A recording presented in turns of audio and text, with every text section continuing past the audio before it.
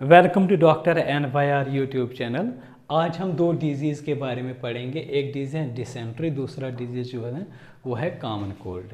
तो ये किस में आता है, किस चैप्टर में आता है? Human health and disease, class 12 के बायोलॉजी में आता है। Please take a screenshot. सबसे पहले हम देखेंगे डिसेंट्री क्या होता है। जो हमारे इंटेस्टाइन जो होते हैं, या हम बोलेंगे गैस्ट्रो इंटेस्टाइन, यहाँ पे ये इन्फेक्शन होता है। तो सबसे पहले अगर हम देखें डिसेंट्री कहाँ किस ऑर्गन को इफेक्ट करता है, इंटेस्टाइन इसको इन्फेक्ट करता है। टाइफाइड और इसमें क्या डिफरेंस होता है? टाइफाइड में मोस्टली वो भी मतलब इंटेस्टाइन में वो इन्फेक्शन होता है, लेकिन यहाँ पे क्या होता है, यहाँ पे डायरिया हो जाता है और डायरिया जो होता है उसमें खून होता है। तो ये डिफ्रेंशिएट करता है, लगभग मोस्टली डिफ्रेंशिएट करता है दूसरी जो डिजीज़ होते हैं जिनमें डायरिया होता है उससे डिफ्रेंशिएट करता है। तो जो डिसेंट्री है इसके दो टाइप्स हैं, वेस्लरी डिसेंट्री, दूसरा जो होता है अमीबिक डिसेंट्री। सबसे पहले हम देखेंगे ये वाला। तो अगर हम देखेंगे ये किससे होता है, जो बैक्टीरिया इसको काज करता है उस बैक्टीरिया का नाम है सिजिलिया बैक्टीरिया। तो ये स्प्रेड होता है जैसे खराब खाना हो, मतलब कोई खराब कंटामिनेटेड फूड हो या खराब पानी की वजह से अगर होगा तो उससे भी क्या होगा, ये डिजीज़ हम किसी पर्सन में आ सकता है।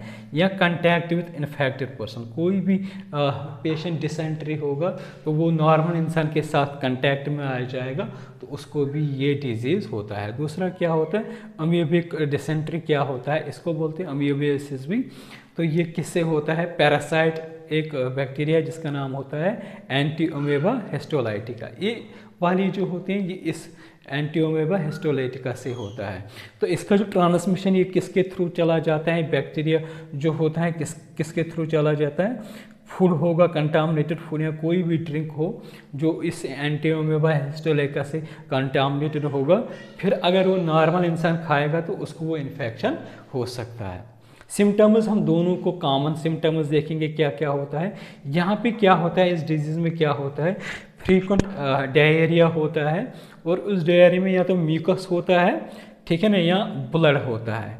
मोस्टली ब्लड होता है इस डिजीज़ में। और दूसरा जो होता है, दूसरा सिम्टम क्या होता है, एब्डोमिनल पेन होता है, क्योंकि ये इंटेस्टाइन गैस्ट्रो इंटेस्टाइनल इन्फेक्शन होता है तो इसमें लाजमी होता है एब्डोमिनल पेन। तीसरा क्या होता है, एब्डोमिनल पेन के साथ क्रैम्प्स होते हैं, ठीक है ना, हाई फीवर होता है। नोशिया क्या होता है, नोशिया का मतलब क्या होता है, वोमिटिंग जैसे सेंसेशन होती है लेकिन वोमिटिंग नहीं होती, उसी को बोलते हैं नोशिया, या वोमिटिंग भी सीधे हो जाता है। वीकनेस होती है। डायग्नोज हम किस तरीके से हम इस डिजीज़ को डायग्नोज करते हैं? डॉक्टर से फिजिकल एग्जामिनेशन से इसको डायग्नोज कर सकता है, या डिफरेंट ब्लड टेस्ट होते हैं या CBC जो होता है ब्लड टेस्ट करवाते हैं तो उससे भी हमें पता चलेगा इस इन्फेक्शन का। दूसरा जो डिजीज़ है वो है कॉमन कोल्ड। ये कॉमन कोल्ड जो है ये वायरल डिजीज़ है, जिस वायरस से ये होता है उसका नाम होता है राइनो वायरस। तो ये मोस्ट जो इन्फेक्शस डिजीज़ होता है, ये कॉमन कोल्ड इन्फेक्शस डिजीज़ है, साथ में ये वायरल डिजीज़ है। तो ये मोस्ट इन्फेक्शस अगर ह्यूमनिज़ में देखेंगे ये मोस्ट इन्फेक्शस डिजीज़ हैं। तो अगर हम देखेंगे ये कहाँ पे इसका इन्फेक्शन होता है, नोज़ में होता है, रेस्पिरेटरी पैसेज होता है। अगर हम देखेंगे लंग्स जो होते हैं रेस्पिरेटरी पैसेज में आता है, लेकिन ये मोस्टली किस में इफेक्ट करता है, नोज़ को करता है, रेस्पिरेटरी पैसेज जो होते हैं, लेकिन लंग्स को छोड़ के सभी ये रेस्पिरेटरी पैसेजेस जो होते हैं उनको ये इफेक्ट करता है। तो ये किस तरीके से एक नॉर्मल ह्यूमन बीइंग में कैसे आता है? अगर कोई इन्फेक्टेड पर्सन होगा वो कफ करेगा या स्नीज़ करेगा, वो दूसरे नॉर्मल इंसान को वो कफ या स्नीज़ लगेगा तो उसके साथ वो मतलब इसका इन्फेक्शन हो जाएगा कॉमन कोल्ड का। अगर सपोज़ कोई पर्सन है, मतलब उसने वो इन्फेक्टेड है कॉमन कोल्ड, उसने पेंसिल यूज़ किया होगा या बुक्स या कप्स यूज़ किया, डोर नॉब्स जो डोर को पकड़ने के लिए यूज़ किया हो, या कंप्यूटर का कीबोर्ड या माउस यूज़ किया होगा।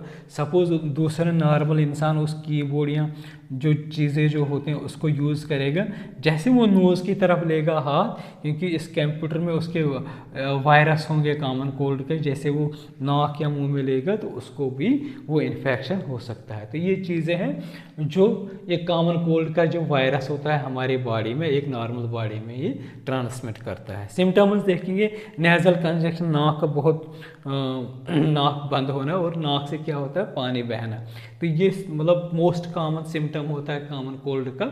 सोर थ्रोट, मतलब कभी कभी गला जो है ना पक जाता है, तो ये भी एक हॉर्सनेस, मतलब आवाज़ जब किसी को कॉमन कोल्ड होता है तो आवाज़ उसकी चेंज होती है, उसको बोलते हैं हॉर्सनेस।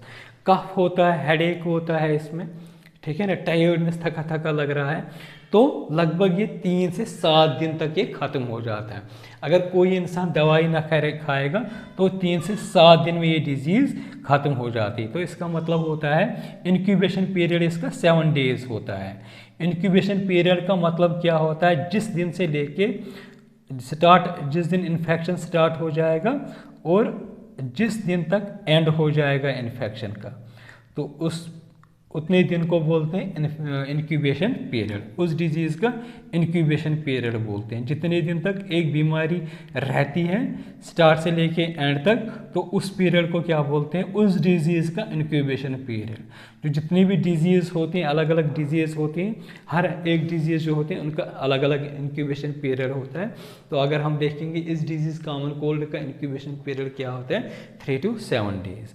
अगर आप लोगों को हमारा ये वीडियो अच्छा लगा होगा, प्लीज़ इस चैनल को सब्सक्राइब कर दीजिएगा, वीडियो को लाइक एंड शेयर कर दीजिएगा। Thank you very much.